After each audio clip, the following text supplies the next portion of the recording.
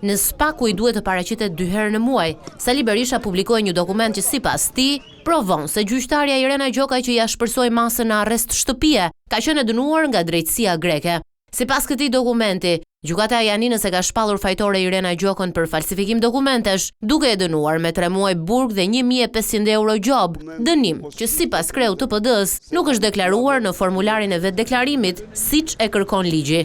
Njeriu që kryeson gjykatën speciale të shqiptarëve, Irena me 5 mbiemra, e përfolur për shfete gjysmilionshe, rezulton se në vitin 2005 është dënuar nga kolegji penal i Janinës me burg dhe gjob.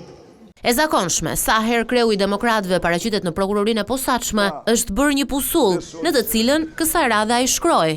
Amnistia elektorale është krim i shëmtuar antikushtetues i Altin Dumanit, shërbëtori të Edi Rams, i cili në fakt ndaj dhe kërkon që të shndroj kushtetutën në Duman Kushtetut, Kur dhe firma e Sali Berishës.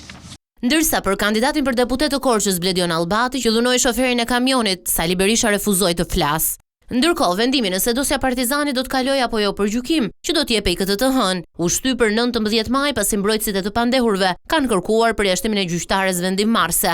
Për këtë çështje, Berisha akuzohet se ka kryer korrupsion në bashkëpunim me dhëndrin e tij Marbër Maltezi, një noter dhe 2 biznesmen, duke privatizuar truallin e ish kompleksit sportiv.